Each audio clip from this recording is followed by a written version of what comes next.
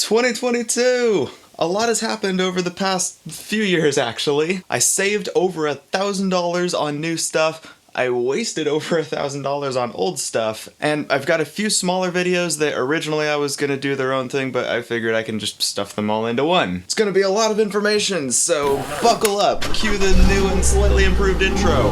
Woo!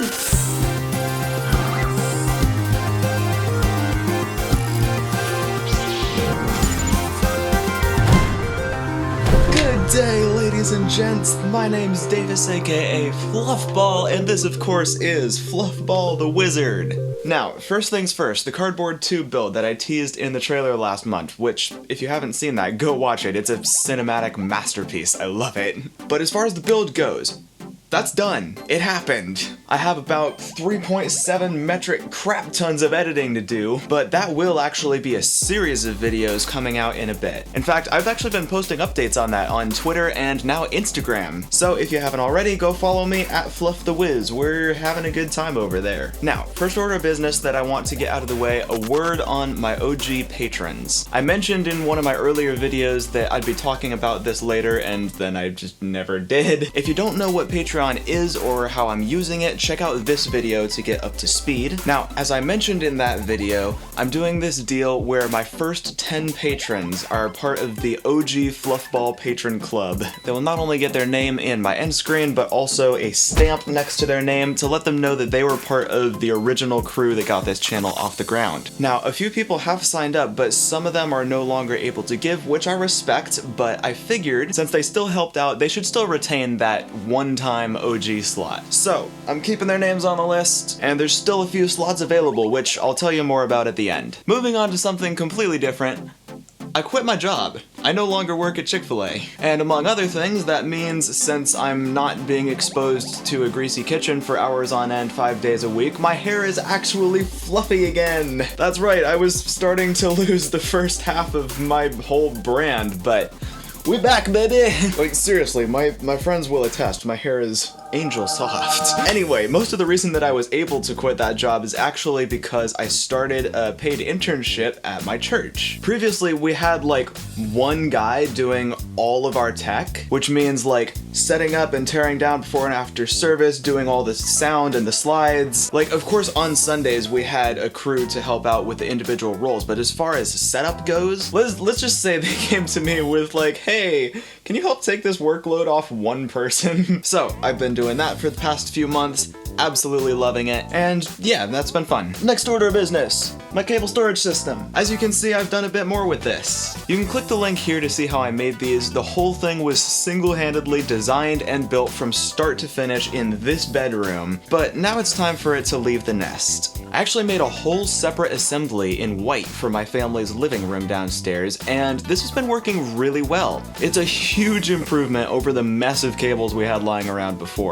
Wait, hold on a minute. What is that, and where did I get it? Okay, tangent story here. This was actually my final project in product design class in high school, and in some ways it's probably one of the best things I've made. I really wish I made a video on it, but this was long before I was doing YouTube, so all I have are these pictures. Here's some renders of the CAD model, which I designed from scratch based on the devices my family had at the time, and there were a few inaccuracies, but it worked out in the end. Here's that one panel before, during, and after being curved. Here's the test assembly in progress. Here's me sanding the parts, putting the final screw in, and there we go! There's space for a power strip in the back and holes to route all the cables into the various slots, and it's been working like a charm for years. Back to the storage system. Also, in an effort to not be quite so wasteful, I even made these nifty little coasters out of the leftover rafts from the big cells. I didn't even modify them, they just work so well. Over the course of all this, I've realized just how versatile these things are. I keep making new adapters and attachments to make them do different things, like this weird platform here, these hardly noticeable adapters here,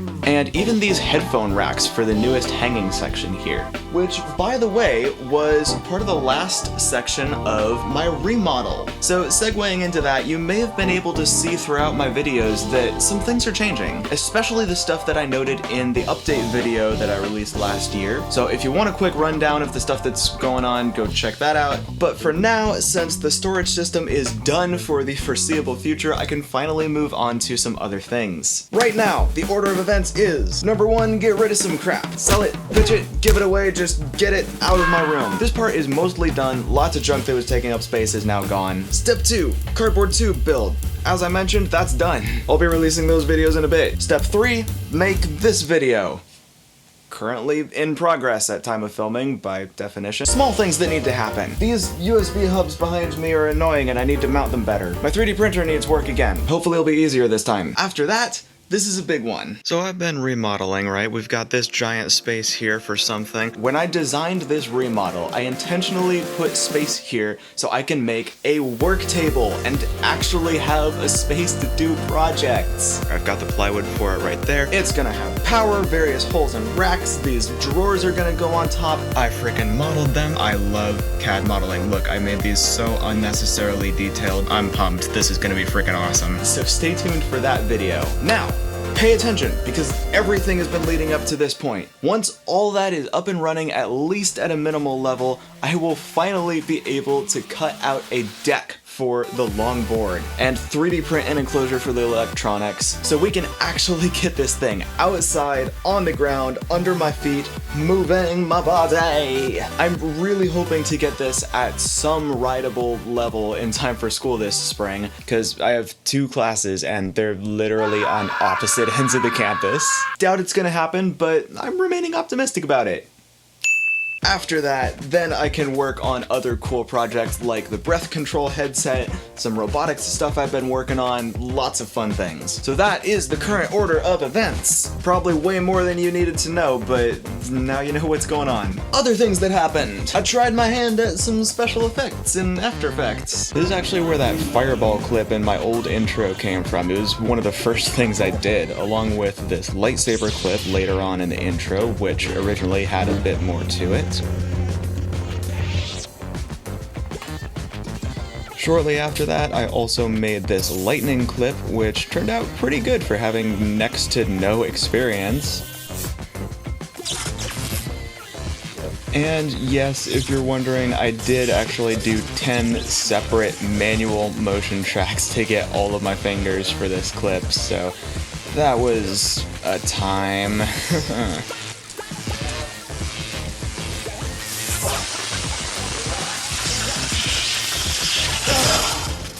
I also did whatever this fancy thing could be called. And as a bonus, here's an unfinished lightsaber clip that I started and never got around to finishing before I switched to Resolve.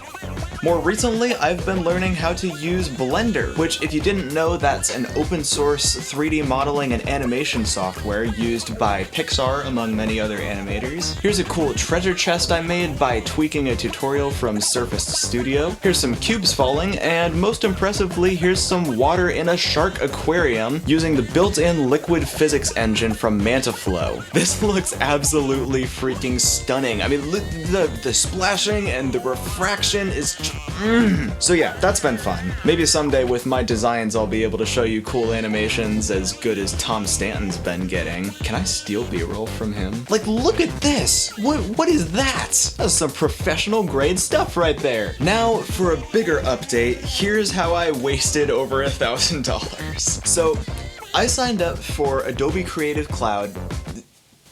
We could just stop it there.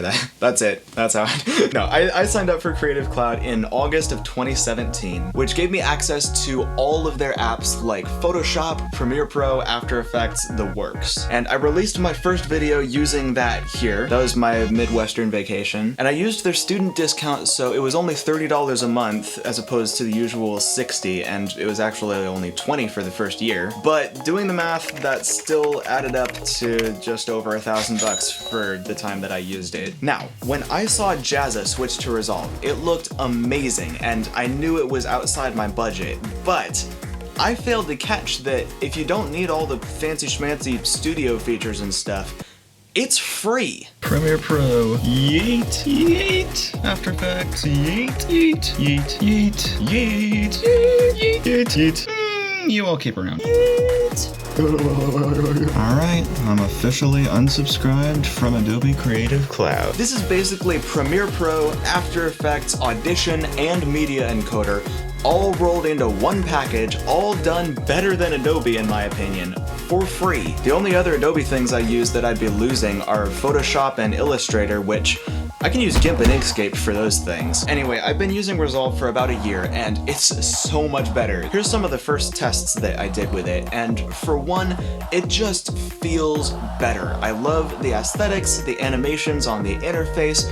The only thing I don't like is the windows aren't nearly as flexible as with most other programs, but I'm willing to deal with that because under the hood, it really does run better. My laptop, which I use more like a desktop these days, is a bit outdated and very overused, but Resolve still runs smoother on that than Premiere ever did. The only thing lacking under the hood that I'm seeing is it seems Resolve is notorious for memory issues. It just does not clean up after itself in RAM. Like, I've had to reboot so many times for bigger projects, and so have a lot of other people on forums I've talked to. But other than that, it's been phenomenal. So yeah, new editing software. On the topic of getting new things, I got some new things. Number one, see, when people ask me what my dream superpower is, I have a few different answers, but practically speaking, it always lands on the same thing. Flight. Ever since I was a kid, I've loved the idea of flying. I was never scared of heights, and even today, I'd take any chance I can get to be more than a few feet off the ground. And something that never ceases to amaze me is well-captured aerial footage. I decided I want in on this. Now, in the same video I linked to earlier, the first one I did with Premiere, I used a tiny little pocket drone that I got for my birthday, and this thing was super fun to play with, but obviously not great for getting usable footage. Nonetheless, these are some of the best shots that I got with that thing. Here's a ridiculously detailed CAD replica I made of it when I was bored. If you want to use that yourself, it's up on GrabCAD. But anyway, after trying a few other micro drones, one of which was a Facebook scam, I finally decided to bite the bullet and get a DJI Mavic Mini. This is what I'm calling the most professional, unprofessional drone on the market. It's like the furthest you can get with beginner level drones without having to get into the insane prices and registration and everything that comes with the big league stuff. It flies really well. As you can see, it captures stunning footage even without a lot of experience, and I can even use third-party remote apps to unlock features that would normally only be available on higher tier models, like active tracking, Wi-Fi FPV, and more. I've been loving almost literally slipping this thing under the radar, passing it off as a toy, when in reality some of this footage is indistinguishable from professional shots. So that's been awesome. I'll be using it in the future for my videos. As for the second thing I got, I've mentioned that up to this point my only music production software has been a years-old version of GarageBand on an iPad Mini 2 which is stuck on iOS 9, but no more! That's right, I finally got a MacBook to call my own. This is the M1 MacBook Pro, and I got the student discount as well as the student app bundle, which among other things includes Logic Pro and MainStage. I've actually been using MainStage for some time on my church's MacBook when I play keys there. In fact, at some point I'll make a video for that whole rig, but Logic is new to me. If you didn't already know, I actually wrote and recorded my own intro and outro music in GarageBand, but the new version you heard in this video was redone a little better in Logic. I still have a lot to learn, but I feel like I've been let out of a cage and given wings. Related to that, the most recent thing I've got, which you probably saw in my previous couple videos, is this big ol' keyboard! This is actually the first proper full-scale keyboard I've ever owned. Previously, I was just using my X-Key 37 for most things, and everything else I used was borrowed. But it's been so nice to have a keyboard with the controls that I want, always in my room, and it fits so perfectly on my desk. Like, look what I recorded the day it arrived. I love when people give me accurate dimensions. You know why? This is why. Look at that clearance!